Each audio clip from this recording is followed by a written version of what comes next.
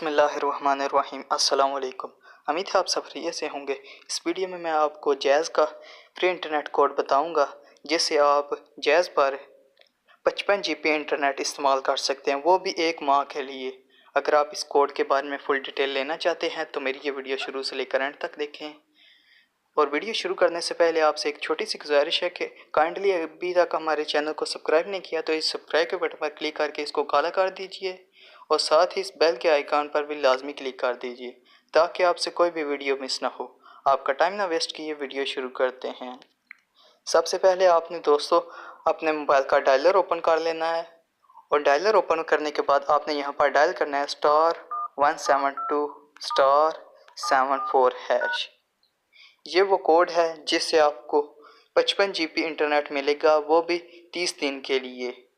लेकिन ये वर्क करेगा डाटा सिम पर।